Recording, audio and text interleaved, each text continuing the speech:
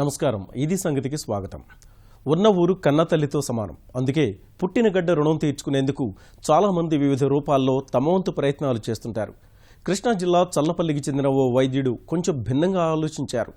ఊరిని రోగాల నుంచి దూరం చేయాలని తలిచారు.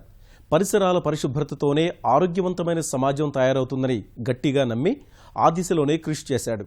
ప్రధాని మోదీ స్వచ్ఛ భారత్ పిలుపు అందిపుచ్చుకున్నారు. ముఖ్యమంత్రి చంద్రబాబు చెప్పిన స్వచ్ఛాంధ్రప్రదేశ్ కలను సాకారం చేసే దిశగా ప్రయత్నాలు ప్రారంభించారు. కలిసి వచ్చిన వారితో స్వచ్ఛ యజ్ఞాన్ని ప్రారంభించారు. 2015 నవంబర్ 12న స్వచ్ఛ సుందర చల్లపల్లి పేరిట ప్రారంభమైన కార్యక్రమం నిరంతరాయంగా సాగుతోంది. 1000 రోజుల మైలురాయి చేరుకుంది.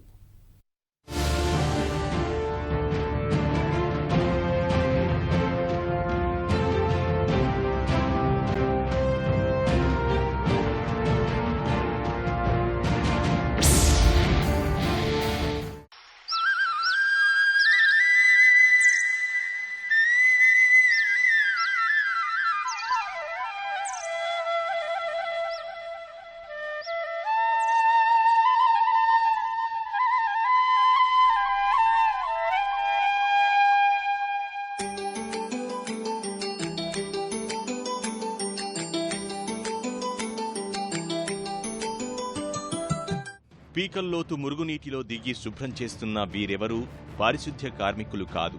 మట్టి ట్రాక్టర్లలోకి ఎత్తుతున్న వీరెవరూ ఉపాధి హామీ కూలీలు కాదు.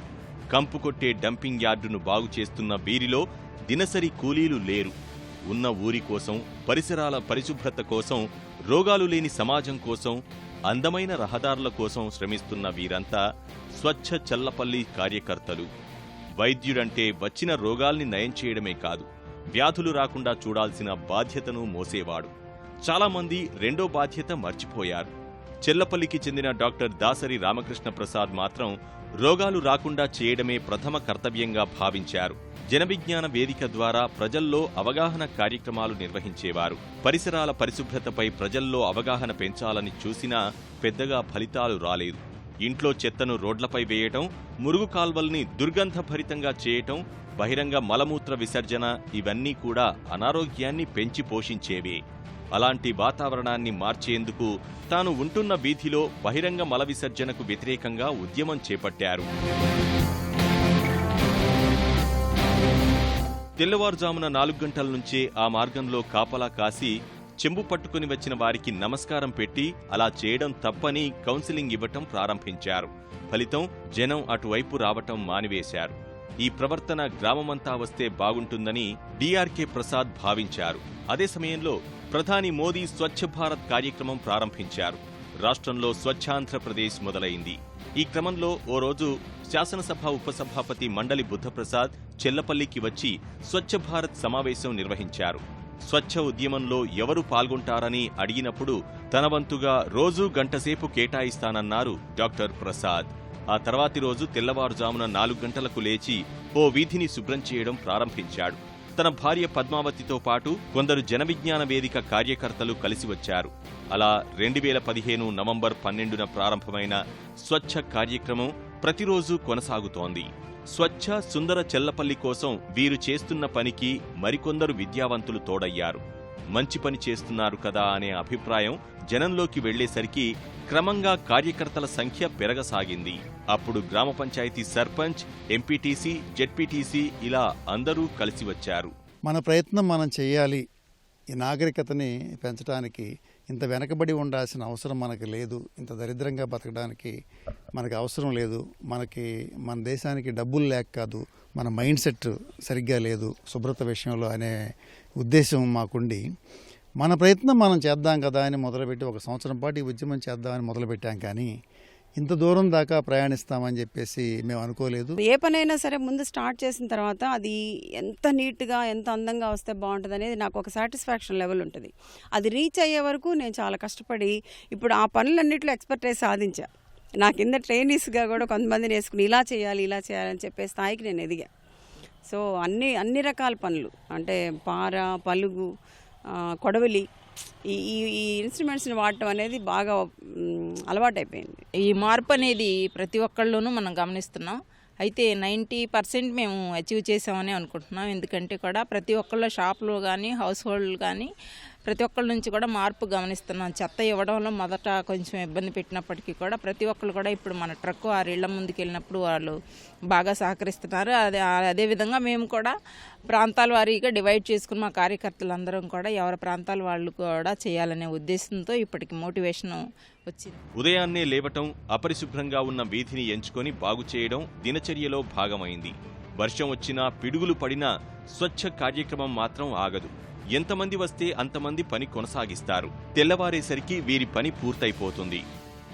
అంతా కలిసి ఓ 5 నిమిషాలు మాట్లాడుకొని మరుసటి రోజు ఎక్కడ చేయాలో నిర్ణయించుకొని ఎవరింటికి వాళ్లు వెళ్లిపోతారు.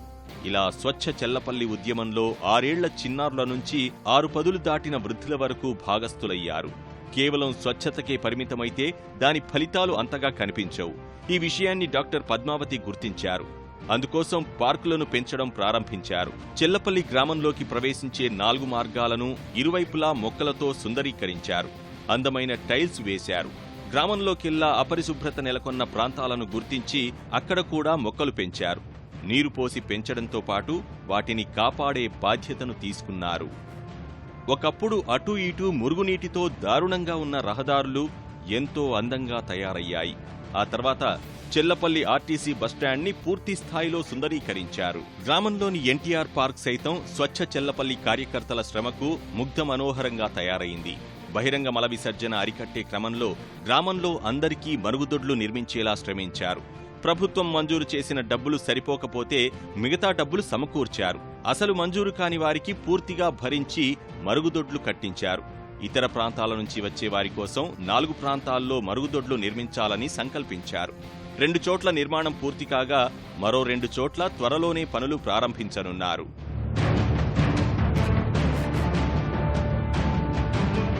గ్రామంలో ప్రతిరోజు చెత్త సేకరించే కార్యక్రమం ప్రారంభించారు. పంచాయతీ సిబ్బంది సరిపోకపోవడంతో స్వచ్ఛ చెల్లపల్లి కార్యకర్తలే కొందరిని నియమించి జీతాలు ఇస్తున్నారు. కొందరు దాతలు ముందుకు వచ్చి వాహనాలు సమకూర్చారు. గ్రామ పంచాయతీ తరఫున 1 ట్రాక్టర్ ఉంటే స్వచ్ఛ చెల్లపల్లి తరఫున 2 ట్రాక్టర్లు, ఓ టాటా ఏస్ ఉన్నాయి. చెత్త సేకరణను పర్యవేక్షించేందుకు గ్రామ దీపికను నియమించారు. ఇంట్లో చెత్తను బయటపడవేయకుండా చెత్తబుట్టలో వేయటం, చెత్త తరలించే వాహనం వచ్చినప్పుడు వారికి అందజేయటంపై అవగాహన కల్పించారు. ఒకవేళ ఎవరైనా ఉల్లంఘిస్తే 100 రూపాయల జరిమానా విధించేలా పంచాయతీ తీర్మానం చేశారు. దీంతో ప్రజల్లోనూ అవగాహన పెరిగింది. చెత్త బండి కోసం ఎదురుచూడటం ప్రారంభించారు. స్వచ్ఛ చల్లపల్లి కార్యక్రమం జరగముందు చల్లపల్లి వాస్తవం చెప్పాలంటే మురుగునీరు కానీ, పారిశుద్ధ్య పనులు కానీ ఎటువంటి మార్పు అనేది ఉండేది కాదు. చాలా దుర్గంధమైన పరిస్థితిలో ఉండేది. స్వచ్ఛ చల్లపల్లి కార్యక్రమం బిగిన్ అయిన తర్వాత, ప్రారంభమైన తర్వాత చాలా మార్పు వచ్చింది.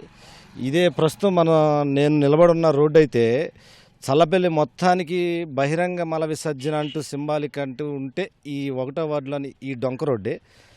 ఈ డొంక రోడ్డుతో బిగిన్ అయిన తర్వాతే స్వచ్ఛ చల్లపల్లిలో మార్పు అనేది ప్రజలందరూ గుర్తించారని నేను భావిస్తున్నాను. ఈరోజు మేము దేంట్లోకైనా తీయడం సిద్ధంగా దుర్గంధపూరితం అదేం లేదండి. పలానా చోట పని ఆ టైంకి వెళ్ళిపోవటం, ఆ మొత్తం తీసేయటం, మళ్ళీ గట్టి ఎక్కేయటమేనండి. అది సార్ అంతేనండి, ఇదే పని అండి. డాక్టర్ గారి ఉద్యమం ప్రారంభించిన తర్వాత వాళ్ళతో ఏదైనా మంచివన్నీ మొదలెట్టారు. వీళ్ళతో పాటు ఉండాలి ఖచ్చితంగా. ఈ ఉద్యమం జరిగినంత కాలం, ఊపిరిన్నంత కాలం ఖచ్చితంగా దీంట్లో పాల్గొంటానండి. రోడ్ల మీద నడవటానికి చాలా పబ్లిక్ కానీ మాకు ఎవరికైనా చాలా ఇబ్బందిగా ఉండేది. అట్లాంటిది వాళ్ళ 100% మేము నిజాయితీగా చెప్పగలం. గుండె మీద చేసుకుని ఎవరు కూడా బయట బహిరంగ మల విసర్జన అనేటటువంటిది చల్లపల్లి గ్రామంలో లేదు. అది మేము మా స్వచ్ఛ భారత్ కార్యకర్తలు వీళ్ళందరి సహకారంతో చెమట ఓడ్చి ఈ కార్యక్రమాన్ని మేము చేస్తా ఉన్నాం. చెల్లపల్లి కార్యకర్తలు ఇంతటితో ఆగలేదు. గ్రామంలోని చెత్తను ఊరి బయట పడేయడం, అక్కడ అపరిశుభ్రత రాజ్యమేలటం సరికాదని భావించారు. డంపింగ్ యార్డు పక్కనే ఉన్న శ్మశానంలో దారుణ పరిస్థితులు ఉండేవి. కుక్కలు, పందులు తిరుగుతుండేవి. స్వచ్ఛ చెల్లపల్లి కార్యకర్తలు 2 నెలలు శ్రమించి ఈ ప్రాంత రూపురేఖలు మార్చివేశారు.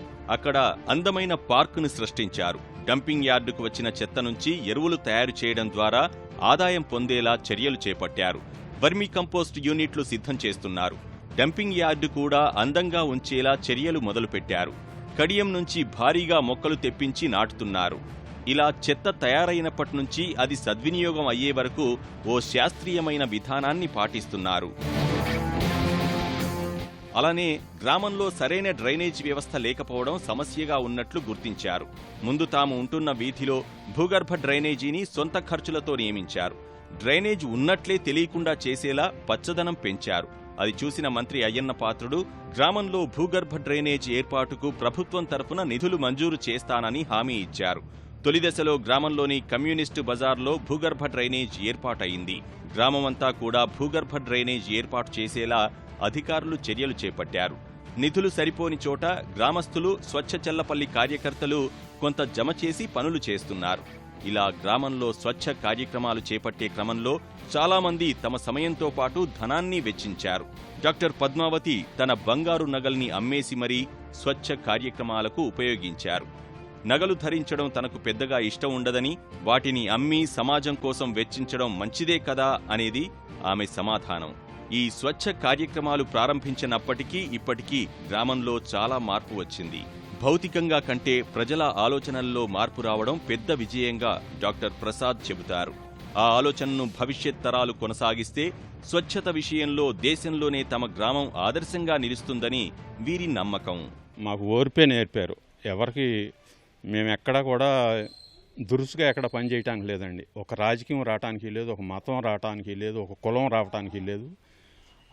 అక్కడికి వచ్చిన తర్వాత ఏ ప్రస్తావన ఉండదు. ఒట్టి స్వచ్ఛ చల్లపల్లి, స్వచ్ఛ సుందర చల్లపల్లి మన జేయం.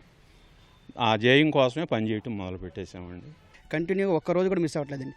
ఒకరోజు మిస్ అవుతానని భయంతో 3 గంటల టైం ఎప్పుడు 4:30 అవుద్దని చెప్పి ఆలోచిస్తూ ఉంటామండి. అది సార్, ట్రైన్ పని అయినా ఏ పని అయినా మాకు డాక్టర్ గారు ఏ పని చెప్తే ఆ పని మేము ఆయనకి సిద్ధ చేస్తా ఎంతో సంతోషంగా ఉంటుందండి. ఆ 4:30 to 6:30 అప్పుడే అయిపోయిందా అని అనిపిస్తుందండి. ఇప్పుడు ఇవాళ ఇటువంటి ప్లాట్ఫామ్ దొరకడం అనేది, సేవ చేసే ప్లాట్ఫామ్ దొరకడం అనేది చాలా కష్టం. అసలు దొరకదు ఎవరికీను. ఇటువంటి ప్లాట్ఫామ్ ఈ కార్యకర్తలు, డాక్టర్ గారు కార్యకర్తలు వీళ్ళందరూ క్రియేట్ చేసి పెట్టారు. ఎవరన్నా కానీ వచ్చి చేసుకోవచ్చు. సో దాని మూలంగా ఎంత సాటిస్ఫాక్షన్ ఉంటుంది, తర్వాత అసలు నెక్స్ట్ జనరేషన్స్కి మనం ఏ రకంగా హెల్ప్ చేస్తున్నాం అనేది ఆ సాటిస్ఫాక్షన్ చెప్పలేము. ఎవరన్నా వాళ్ళు వచ్చి పార్టిసిపేట్ చేస్తేనే మనం వాళ్ళకి తెలుసుకోగలుగుతారు ఎంత హ్యాపీనెస్ ఉంటుందనేది. పచ్చటి మొక్కలు, రంగురంగుల పుష్పాలు ఇవన్నీ చూస్తుంటే మనం ఏదో ఒక పార్కులో ఉన్నామనేటువంటి అనుభూతి కలుగుతుంది. కానీ ఒకప్పుడు ఈ ప్రాంతం అంతా కూడా ఓవైపు శ్మశానం, మరోవైపు డంపింగ్ యార్డుగా ఉండేది. అయితే స్వచ్ఛ సుందర చల్లపల్లి కార్యకర్తల శ్రమ ఫలితంగా ఈ ప్రాంతం అంతా కూడా ఒక అందమైన పార్కుగా తయారైంది. అదే సమయంలో ఒక ఆహ్లాదభరితమైనటువంటి వాతావరణం మనకి ఇక్కడ కనిపిస్తోంది. స్వచ్ఛ చెల్లపల్లి కార్యకర్తల కృషికి ఇదో ప్రత్యక్ష నిదర్శనంగా కూడా మనం చెప్పుకోవచ్చు. చెల్లపల్లిలో జరిగే కార్యక్రమాలు చూసేందుకు ఎందరో ప్రముఖులు తరలివచ్చారు. స్వచ్ఛ భారత్ ప్రచారకర్తలుగా ఉన్న సినీ గాయకులు ఎస్పీ బాలసుబ్రహ్మణ్యం, చెస్ క్రీడాకారిణి కోనేరు హంపి ఇక్కడి కార్యక్రమాలు చూసి ఆ స్ఫూర్తిని ఇతర ప్రాంతాల్లో తెలియజెప్పారు. ఇక్కడి స్వచ్ఛ కార్యకర్తల్లో ఎవరూ రాజకీయాల గురించి మాట్లాడరు. కులం, మతం, పేద, ధనిక వంటి తారతమ్యాలేవీ ఉండవు. ఈ నియమాలు పాటిస్తేనే స్వచ్ఛ కార్యక్రమంలో పాల్గొనేందుకు అనుమతిస్తారు. ప్రజాప్రతినిధులు సైతం ఈ కార్యక్రమంలో పాల్గొంటున్నప్పటికీ ఇక్కడ మాత్రం పార్టీల పేరెత్తరు. ఇంత నిబద్ధతతో పనిచేస్తున్నారు కాబట్టే స్వచ్ఛ చెల్లపల్లి కార్యక్రమానికి పలు రాష్ట్ర స్థాయి అవార్డులు వచ్చాయి. కృష్ణా జిల్లా శివారు ప్రాంతంలో ఉండే ఓ ఊరు ఆ స్థాయికి ఎదగడం వెనుక చెప్పటం కాదు, చేసి చూపే నాయకత్వం ప్రధాన కారణం. ఆ నాయకత్వాన్ని అనుసరించి ముందుకు దూకే కార్యకర్తల మనస్తత్వం మరో కారణం. ఓ మంచి పని చేసేందుకు ముందుకొచ్చిన వారికి వెన్నంటి నిలవటం, వారి బాటలో నడవటం తమకెంతో సంతోషాన్నిచ్చిందనేది స్వచ్ఛ చెల్లపల్లి కార్యకర్తల మనోభావం. ఇక ప్రతి వారంలో ఆనంద ఆదివారం నిర్వహించడం గ్రామంలో సంతోషభరితమైన వాతావరణాన్ని పెంచిందనే చెప్పాలి. ఒకరోజు ఏదైనా పెళ్లిళ్ళకి కానీ దేనికని వెళ్ళినా ఎప్పుడైనా ఒకరోజు 2 రోజులు తప్పనిచ్చి సామాన్యంగా మానం అనమాట. ఇటువరకు చెత్త తీసుకొచ్చి అక్కడ పడేసేసేవాళ్ళు. ఇప్పుడు అలా పడేయడానికి వాళ్ళు కూడా ఇష్టపడతలేదు. 3 వచ్చి కాపలా కాస్తే 2-3 సార్లు కానిస్టేబుల్ వాళ్ళు అడిగారండి, నువ్వు ఒక్కదానివి ఇక్కడ ఎందుకు కూర్చుంటున్నావమ్మా అని. మేము రోడ్డు కోసం కూర్చుంటున్నాం అన్నాం. అట్ట 3 సార్లు అడిగారు. 3వసారి కావాలంటే మీరు కాపలా కానీ నేను ఇంటికి వెళ్ళిపోతాను, మీకు ఇబ్బందిగా ఉంటే ఇక్కడ అని అన్నా. ఇంకా అట్టా వెళ్ళిపోయారు. ఇప్పుడు 15 రోజులకో వారానికో ఒకసారి పంచాయతీ వాళ్ళు వచ్చేవాళ్ళు. అదంతా మురిగిపోయి బయటపడేసి పందులు ఇవన్నీ చండాలం చేసేవి. ఇప్పుడైతే ఆ ప్రాబ్లం లేదు. రోజు వస్తున్నారు, వాళ్ళు తీసుకెళ్తున్నారు, అందరికీ హ్యాపీ. రోడ్లన్నీ హ్యాపీ, మనుషులు హ్యాపీ. పరిశుభ్రంగా ఉంటుంది, పిల్లలకు కూడా ఆరోగ్యంగా బాగుంటుందండి. ఇది ఒక బాధ్యత గల ఉద్యోగం నాకు అప్పగించినందుకు నేను చాలా సంతోషపడుతున్నాను. మొదట మాకు ఎవరు సహకరించలేదు ప్రజలందరూ. ఇప్పుడు ఒక 10 నిమిషాలు బండి రాకపోయినా ఏంటమ్మా ఇంకా రాలేదని మా కోసం ఎదురు చూస్తున్నారండి అందరూ. మాకు ఎక్కడ వేయాలో అర్థం కావట్లేదమ్మా, ఎక్కడ వేసినా కానీ మాకు బాధ అనిపిస్తుంది, చాలా ఇదిగా అనిపిస్తుంది అని అంటున్నారండి. స్వచ్ఛ చెల్లపల్లిలో జరుగుతున్న కార్యక్రమాలు తెలుసుకున్న ముఖ్యమంత్రి చంద్రబాబు నాయుడు ఈ ఏడాది జూన్లో జరిగిన నవనిర్మాణ దీక్ష సందర్భంగా డాక్టర్ డిఆర్కే ప్రసాద్ దంపతుల్ని పిలిచి సన్మానించారు. స్వచ్ఛాంధ్ర కార్పొరేషన్కు సభ్యునిగా నియమించారు. ఈ కార్పొరేషన్లో ఉన్న అనధికార సభ్యుడు డాక్టర్ ప్రసాద్ ఒక్కరే కావడం విశేషం. అయితే దాన్ని ఓ పదవిలా కాక స్వచ్ఛ చెల్లపల్లి ఉద్యమానికి దక్కిన గౌరవంగా చూస్తానని, ఇక నుంచి మరింత బాధ్యతగా పనిచేస్తాననేది డాక్టర్ ప్రసాద్ మాట.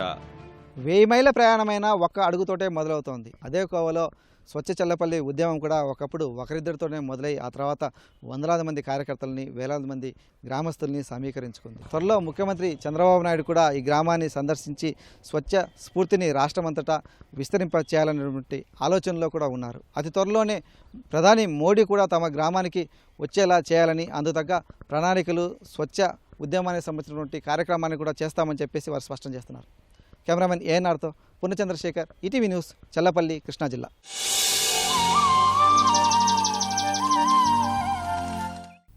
సర్కారీ బడి ఈ పేరు చెబితే చాలు అదో అసౌకర్యాల పుట్ట. పంతుళ్ళు రారని, వచ్చినా సరిగ్గా చదువులు చెప్పరని, మంచినీళ్లు మరుగుదొడ్లు ఉండవని ఏవేవో కారణాలు చెప్పి పిల్లల్ని ప్రైవేటు పాఠశాలల్లో చేర్చుతుంటారు. అక్కడైనా కోరుకున్న విద్య దక్కుతుందా అంటే లేదు. తల్లిదండ్రుల తర్వాత పిల్లలకు తొలిపాఠాలు చెప్పే పాఠశాలలు ఎలా ఉండాలి? అక్షరాలు దిద్దించి పాఠాలు బోధించి కేవలం విద్య అందిస్తే సరిపోతుందా? భవిష్యత్తుకు బంగారు బాటలు వేసే బాల్యాన్ని పాఠశాలల్లో ఎలా గడపాలి? వీటన్నింటికీ సరైన సమాధానం చెబుతోంది ఓ తండాలోని ప్రభుత్వ పాఠశాల. నిజానికి అది బడి కాదు, జీవితంలో తొలి అడుగులు వేస్తూ ప్రపంచం తెలుసుకుంటున్న చిన్నారుల కలల ప్రపంచం.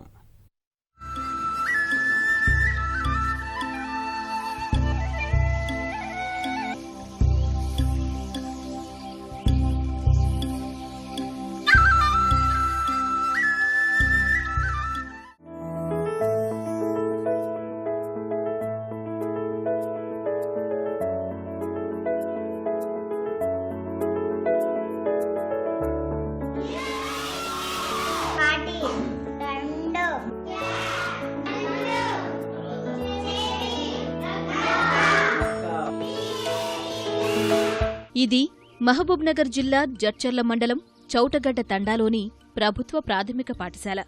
బయట బోర్డు చూసి ప్రభుత్వ పాఠశాల ఎలా ఉంటుందో అంచనా వేసుకుని లోపలికి అడుగు పెడితే మొదటి అడుగు పడుతూనే వారి అంచనాలు తప్పుతాయి. లోపలికి వెళ్లగానే పచ్చని చెట్లు స్వాగతం పలుకుతాయి. వానాకాలం కదా పచ్చగానే ఉంటుందననుకుంటే పొరపాటు. ఏ కాలమైనా సరే ఆ పాఠశాలలో పచ్చదనం అలాగే ఉంటుంది. ఎటు చూసినా పచ్చదనమే కనిపిస్తుంది. పెంచిన చెట్లన్నీ కేవలం అందం కోసమే నాటారనుకున్నా పొరపాటే.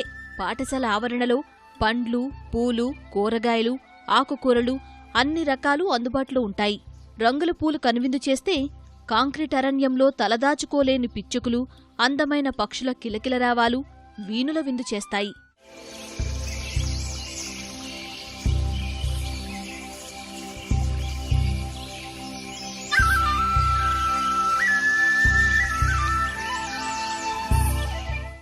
పాఠశాల ఆవరణలోంచి తరగతి గదుల్లోకి అడుగు పెడితే చాలు, గోడలే పుస్తకాలుగా కనిపిస్తాయి. 5వ తరగతి వరకు పిల్లలకు బోధించే పాఠాలకు చిత్రరూపమిచ్చి కంటికి ఇంపైన రంగులతో గోడల్ని ఎంతో అందంగా తీర్చిదిద్దారు. పాఠాలు చెప్పాలంటే పుస్తకాలే అక్కర్లేదు, గది గోడల మీది బొమ్మల్ని చూపిస్తూ కూడా చెప్పొచ్చు. అక్షరాలు, వర్ణమాల, గుణింతాలు, ఆంగ్ల అక్షరాలు, ఎక్కాలు, పదాలు, పాఠాలన్నీ ఆవిష్కృతమై ఉంటాయి. గోడలపై ఉన్న చిత్రాలు కేవలం పాఠాలు మాత్రమే చెప్పవు. నేటి విద్యా విధానంలో మచ్చుకైనా కానరాని నైతిక విద్యను అప్రయత్నంగానే పిల్లలకు నేర్పుతాయి. తరగతి గదిలో దేశం కోసం జీవితాలను త్యాగం చేసిన ఎందరో మహానుభావులు, వివిధ రంగాల్లో మానవాళికి సేవలందించిన ప్రముఖుల చిత్రపటాలు ఉంటాయి.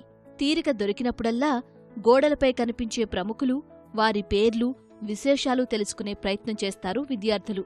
చెడు వినవద్దు, చెడు చూడొద్దు, చెడు మాట్లాడవద్దు లాంటి నీతి వాక్యాలు వారికి నైతికతను నేర్పుతాయి.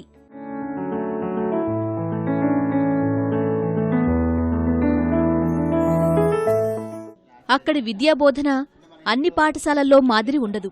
కృత్యాధారిత బోధన అక్కడి ప్రత్యేకత. ఈ తరహా విద్యాబోధన కొత్తదేం కాదు. అన్ని పాఠశాలల్లో అమలు కావలసిన విధానమే కాని చౌటగడ్డ తండా పాఠశాలలో మాత్రం అది ప్రభావవంతంగా అమలవుతూ ఉంటుంది. పిల్లలకు చెప్పాల్సిన పాఠాలకు సంబంధించిన బోధనా సామగ్రిని ఉపాధ్యాయులే తయారు చేస్తారు. వాటి ఆధారంగానే పాఠాలు చెబుతారు. పిల్లలు సైతం వాటిని వినియోగిస్తూ నేర్చుకుంటారు. నిత్యం వాటితో అభ్యాసాలు చేస్తారు. నేర్చుకునే క్రమంలో చేసే తప్పులు విద్యార్థులే గుర్తించి వాటిని సరిచేసుకుంటారు. బట్టి విధానానికే జైకొట్టే ప్రభుత్వ, ప్రైవేటు విద్యాబోధనకు ఇది పూర్తి భిన్నం. అక్కడ ఉపాధ్యాయుడు కేవలం విద్యను అందించేవాడు మాత్రమే. నేర్చుకోవలసింది విద్యార్థులే. అక్షరాలు, అంకెలు, గుణింతాలు, సైన్స్ పాఠాలు ఏవైనా బోధనాభ్యాసన సామగ్రితోనే నేర్చుకుంటారు. వీటివల్ల పిల్లలు తామేమో పాఠాలు వింటున్న భావన కలగదు. కొత్త విషయాలు నేర్చుకుంటున్నామన్న ఆసక్తి పెరుగుతుంది. చౌటగడ్డ తండాలో అమలవుతున్న విద్యాబోధనా విధానాన్ని ఎందరో ఉపాధ్యాయులు వచ్చి చూసి నేర్చుకుని వెళుతూ ఉంటారు. ఓకే, ఇక్కడ గుడి ఉంది. గుడి అంటే తెలుసా మీకు? గుడి అంటే ఏంటి? ఓకే, దేవాలయం కదా. గుడిలో మనము సున్నా చేర్చితే గుండి అవుతుంది. గుండి అంటే మనకి ఇక్కడ గుండి ఉంటుంది కదా. మాతృభాషకు ప్రాధాన్యమిచ్చే పాఠశాలల్లో ముందు ఉండేది చౌటగడ్డ తండా పాఠశాల.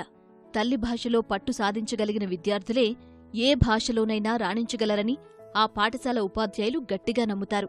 అందుకే మాతృభాష నేర్చుకోవడానికి అవసరమైన ఎన్నో మెళకువల్ని అక్కడ నేర్పుతూ ఉంటారు.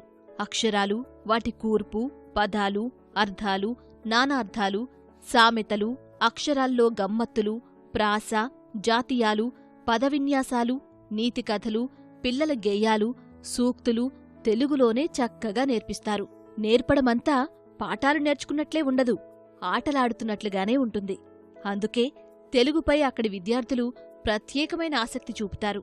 అలాగని ఆంగ్లం సరిగా నేర్పరని కాదు, తెలుగుతో పాటు ఆంగ్ల విద్యాబోధన సైతం భిన్నంగానే సాగుతుంది. విద్యార్థులందరూ కూడా బోధన అభ్యాస సామాగ్రిలో విద్యార్థులు నేర్చుకోవడానికి సులువుగా అనేది ఇక్కడ మేము ఎక్కువ పార్ట్ బోధన అభ్యాసన సామాగ్రిని ఉపయోగిస్తున్నాం. ఇక్కడ పిల్లలు ఏంటంటే ఒకసారి విన్నది తొందరగా మర్చిపోతారన్న ఉద్దేశంతో వాళ్ళు చేయడం ద్వారా, అంటే ఒక పిల్లలకు చేతికి ఇచ్చి వాళ్ళకు చేయించడం ద్వారా వాళ్ళు ఆ బోధన అభ్యాసన సామాగ్రిని ఉపయోగించి వాళ్ళు చదువుకోవడం వల్ల విద్యని అది శాశ్వతంగా చేయడం, అంటే తొందరగా మర్చిపోకుండా వాళ్ళు ఎక్కువ రోజులు నేర్చుకునేటట్టు మేము బోధన అభ్యాసన సామాగ్రిని విరివిగా ఎక్కువగా ఉపయోగించేటట్టు ఇక్కడ మా పాఠశాలలో ఎక్కువగా ఉపయోగిస్తున్నాం. పాఠశాలలో క్రమశిక్షణ, పరిశుభ్రతకు అత్యంత ప్రాధాన్యమిస్తారు. వేళకు బడికి రావడం, గైర్హాజరు కాకుండా తరగతులకు రావడం, పెద్దలను గౌరవించడం, తోటివారి పట్ల గౌరవ మర్యాదలతో వ్యవహరించడం నేర్పిస్తారు. అన్ని పాఠశాలల్లా కాకుండా చౌటగడ్డ తండాలో బాలికలు, బాలురకు, ఉపాధ్యాయులకు ప్రత్యేకంగా మూత్రశాలలు, మరుగుదొడ్లు ఏర్పాటు చేశారు. ఎప్పుడు చూసినా అవి అద్దంలా మెరిసిపోతూ ఉంటాయి. స్వచ్ఛభారత స్ఫూర్తిని అక్షరాలా పాటిస్తారా విద్యార్థులు. మూత్రశాలలు, మరుగుదొడ్లు వినియోగించడం, వాటిని పరిశుభ్రంగా ఉంచుకోవడం విద్యార్థుల బాధ్యతే. మరుగుదొడ్డి వినియోగించిన తర్వాత చేతులు సబ్బుతో కడుక్కుని తువాలుతో తుడుచుకోవడం నేర్పించారు. మధ్యాహ్న భోజనానికి ముందు, తర్వాత సబ్బుతో చేతులు కడుక్కుంటారు. భోజనం చేసే ప్లేట్లు సైతం శుభ్రంగా ఉంచుకుంటారు. ఇక పాఠశాలలో ఎక్కడ పడితే అక్కడ చెత్త పారేయడం నిషిద్ధం.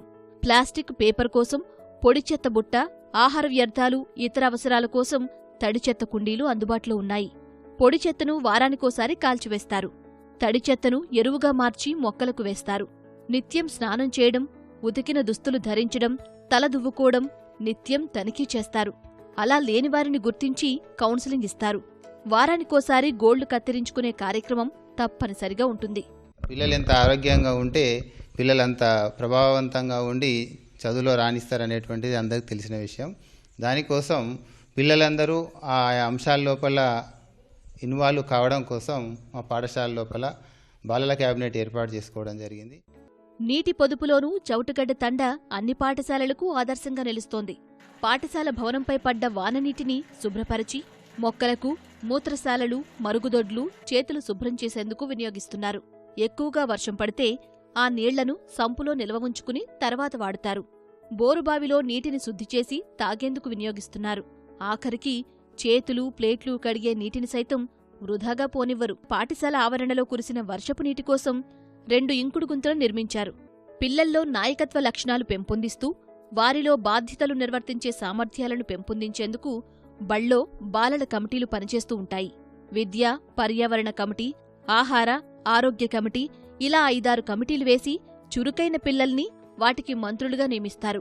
కమిటీలు ఆ కమిటీ ఏదో మర్చిపోయినా కూడా ఇలా చేయాలని కూడా చెప్తాను.